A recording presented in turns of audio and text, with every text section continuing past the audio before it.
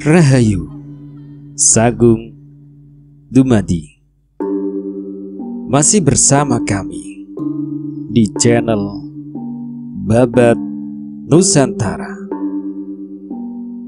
Pada kesempatan kali ini akan melanjutkan cerita Keris Nogo Sostro Sabu Inten bagian ke-14. Dengan biji bisa itu, Ki Ageng Wanoro telah membebaskan dirinya sendiri dari berbagai macam bisa. Juga Ki Ageng Selo dan bahkan Mahesa Jenar sebagai seorang sahabat karib Nis dari Selo mendapat kesempatan untuk menikmati khasiatnya pula. Oleh Ki Ageng Wanoro, biji bisa ular itu direndam dalam air yang kemudian dengan mempergunakan duri yang telah direndam di dalam air itu untuk menusuk simpul-simpul jalan darah. Dengan demikian mereka tawar dari segala macam bisa. Mahesa Jenar sebagai sahabat paling dekat Ki Ageng Selo tidak saja mendapat kesempatan membebaskan diri dari segala pengaruh bisa dan racun, tetapi ia mendapat hadiah dari sahabatnya sebagian dari biji bisa itu. Maka diceritakannya semua itu kepada Ki Asem Gede tentang ular yang bersinar putih kebiru-biruan serta tentang biji bisa ular itu. Barangkali biji bisa itu dapat dipergunakan untuk mengobati kaki Wirosobo sebagaimana bisa ular Gundala Seta.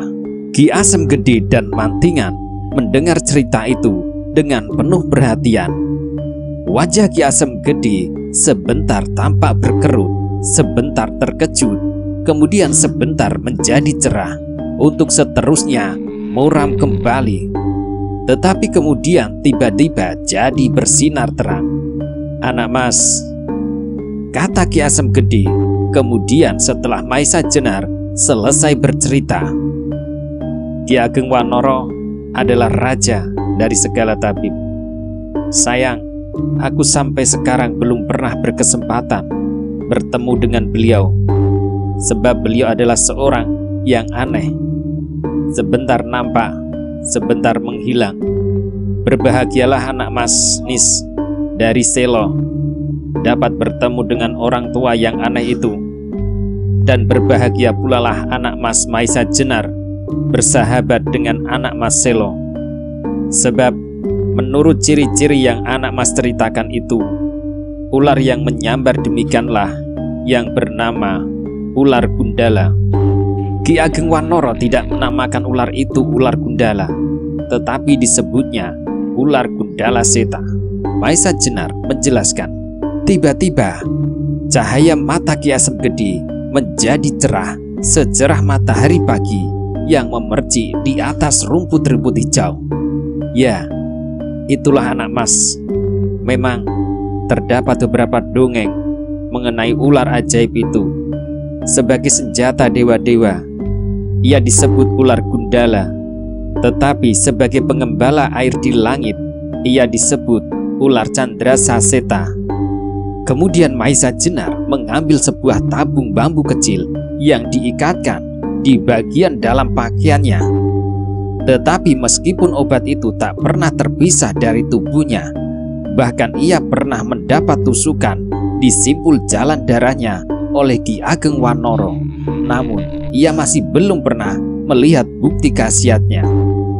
Ki Asem Gede menerima benda itu dengan dada berdebar.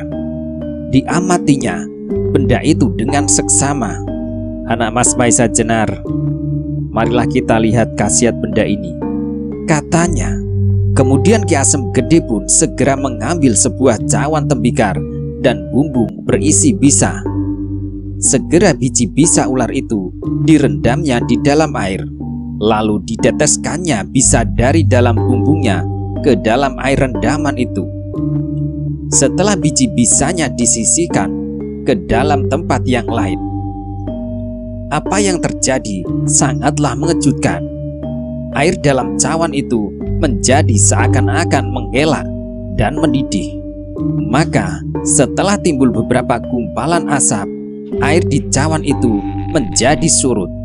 Akhirnya sesaat kemudian air itu menjadi tenang kembali. Semuanya memandang peristiwa itu tanpa berkedip. Kemudian berkatalah Ki Asem Gede, "Ini adalah suatu benturan langsung antara dua jenis bisa tanpa perantara. Maksudnya adalah bahwa kedua jenis bisa itu tidak bekerja atas suatu zat. Misalnya yang satu membekukan, sedang yang lain mencairkan darah. Dan anak mas dapat menyaksikan sendiri betapa hebatnya bisa ular gundala atau candrasa itu." Maisa Jenar termenung sejenak, lalu katanya, "Kalau begitu, dapatkah Ki Asem Gede mengobati kaki Wirosobo? Akan kucoba, tetapi harus berlahan-lahan, sebab bisa di dalam tubuh Wirosobo telah bekerja terlalu lama. Kalau tubuhnya itu tidak mempunyai daya tahan yang luar biasa, ia telah lama binasa. Karena itu, aku tidak berani mengobatinya sekaligus.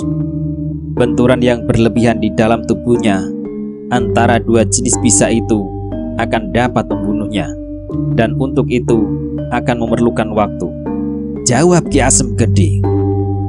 Akhirnya Ki Asem Gede minta kepada Maisa Jenar untuk diizinkan meminjam biji bisa itu.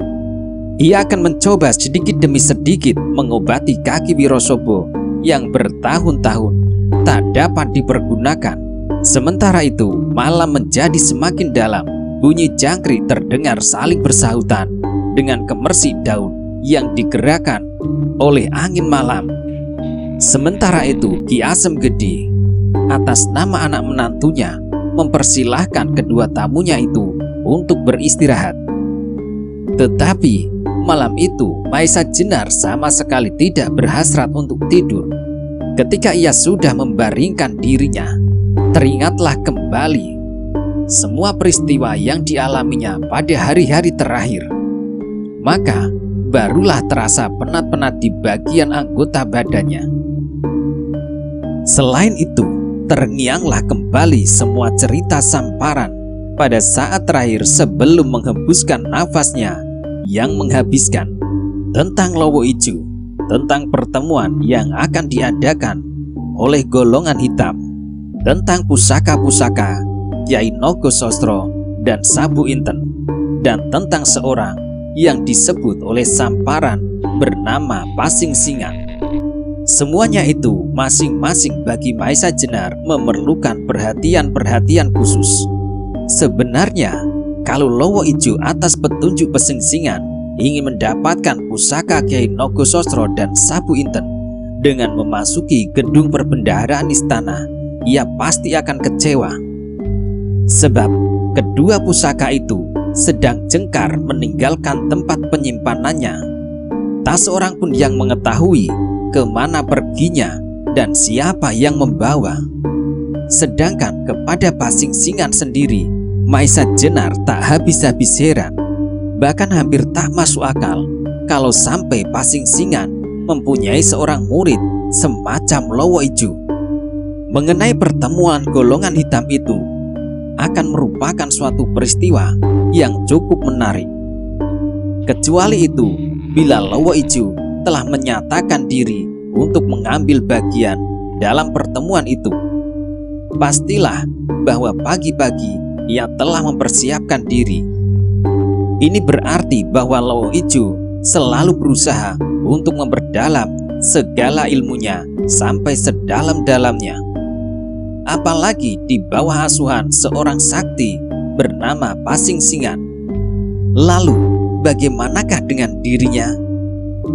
Dengan terbunuhnya salah seorang anggota gerombolan Lowo Ijo, bahkan saudara muda seperguruan, berarti Maisa Jenar sudah berhadapan langsung dengan golongan itu, golongan Lowo Ijo yang bersarang di hutan Mentau. Karena itulah maka Maisa Jenar mulai menilai dirinya kembali.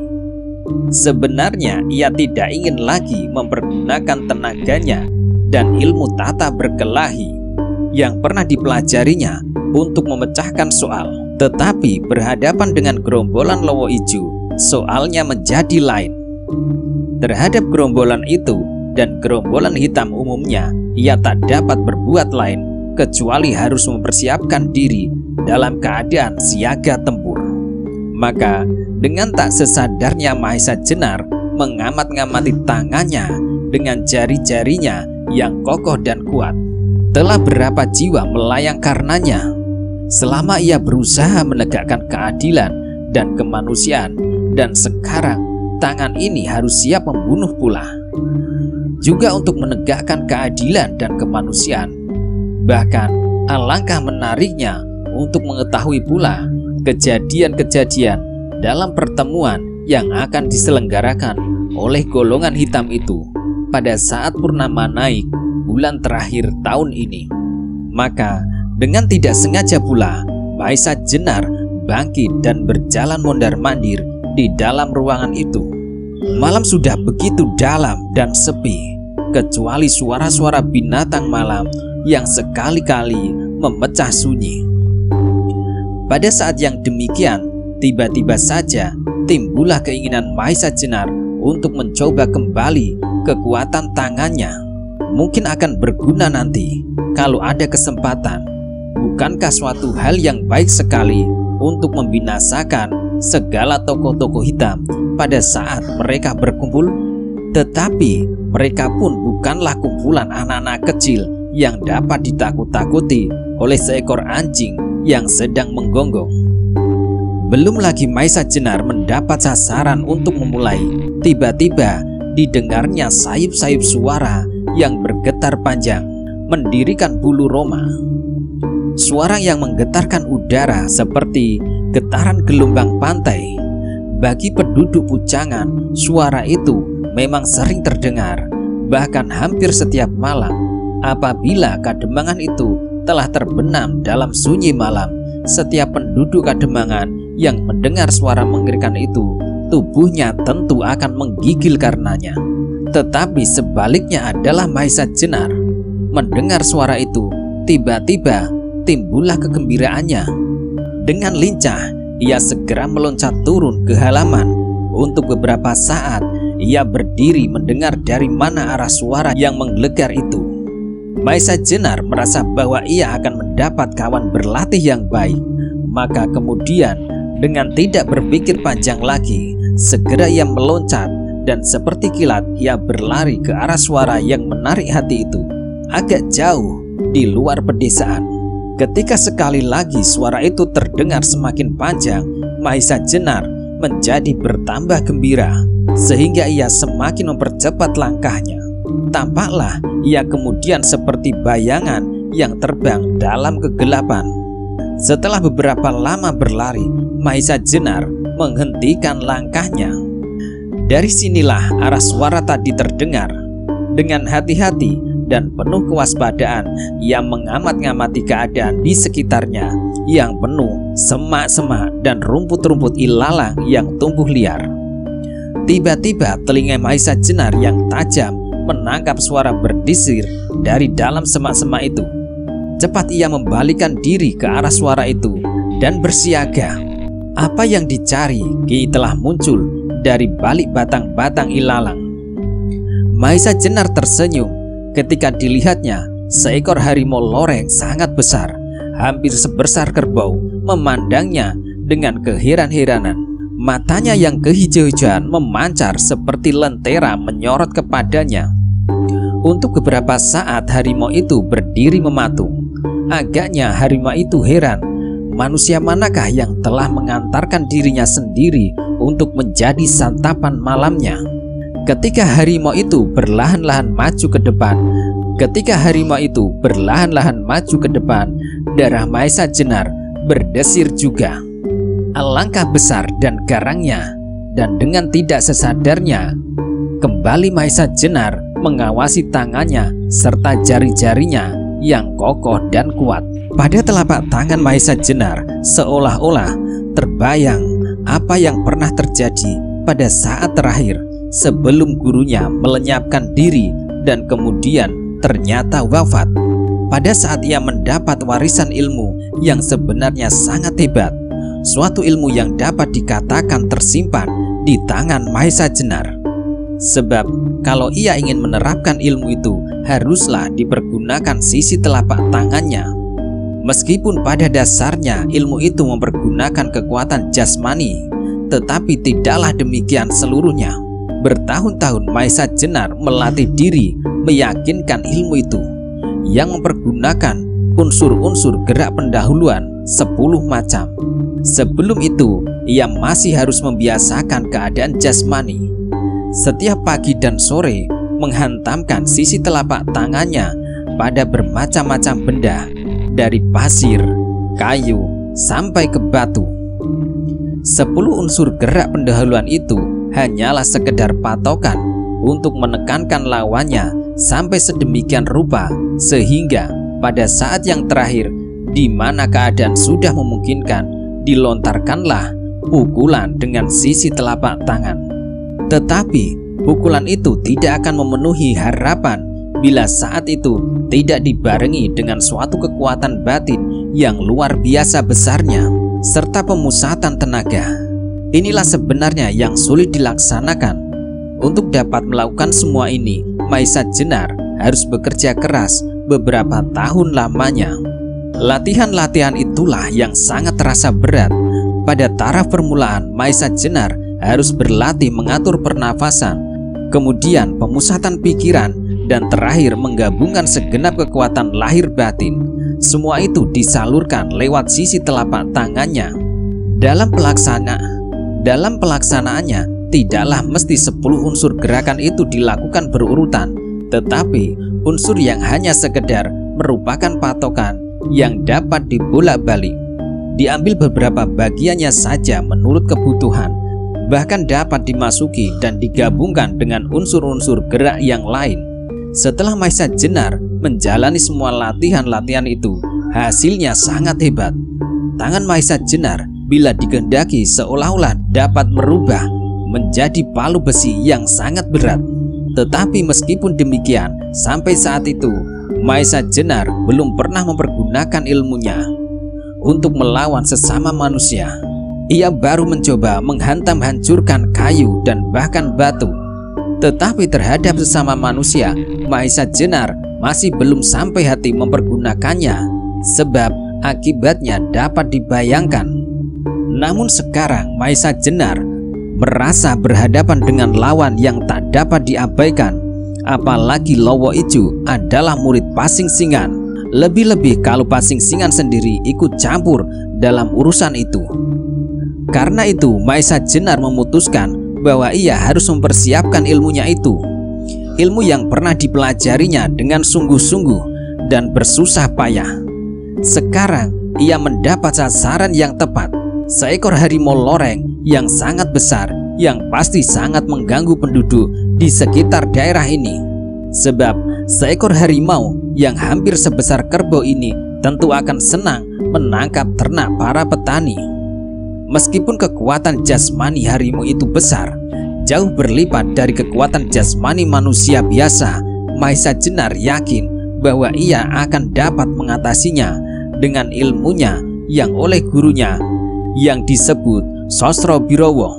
Sementara itu, Mahesa Jenar segera tersadar oleh suara gemersik kaki harimau yang berdiri tidak jauh di hadapannya. Harimau itu telah menunduk sangat rendah dan siap menerkam. Sambil mengaum keras, harimau itu dengan garangnya meloncat dan menerkam Mahesa Jenar.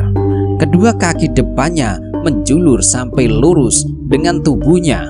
Kuku-kukunya yang tajam siap merobek-robek mangsanya, sedang taring-taringnya yang tajam runting menyeringai, mengerikan sekali. Tetapi Mahesa Jenar adalah seorang yang telah terlatih baik untuk menghadapi setiap kemungkinan dan segala macam bahaya. Maka ketika dilihatnya harimau itu meluncur menerkamnya dengan cekatan, Mahesa Jenar merendahkan diri dan meloncat ke samping. Harimau itu kembali mengaum dengan hebatnya. Rupanya ia sangat marah ketika mangsanya terlepas dari terkamannya. Tetapi selama harimau itu masih mengapung di udara, ia sama sekali tak dapat mengubah jaraknya. Ketika harimau itu mendarat di tanah, ia menjadi terkejut sekali. Tidak saja karena sasarannya telah menghindar darinya, tetapi juga karena tiba-tiba saja terasakan sesuatu yang menghantam punggungnya dan bahkan seperti melekat dengan eratnya. Setelah Mahesa Jenar berhasil menghindarkan diri, maka tepat pada saat harimau itu menjejakkan kaki di atas tanah, dengan kecepatan luar biasa Mahesa Jenar meloncat ke atas punggung harimau dan menghantamnya sekali. Seterusnya kedua tangannya dengan eratnya berpegangan pada leher harimau. Tetapi harimau adalah binatang yang mempunyai kekuatan yang luar biasa.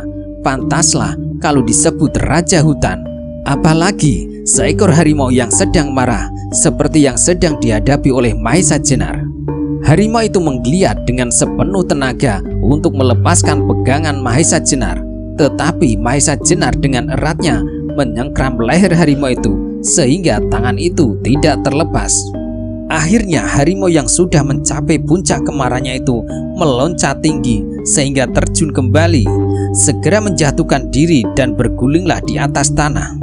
Bagaimanapun eratnya pegangan Mahesa Jenar, tetapi mengalami hal demikian, tak urung tangannya terlepas juga. Bahkan ia terlempar ke samping sampai beberapa langkah dan jatuh berguling-guling.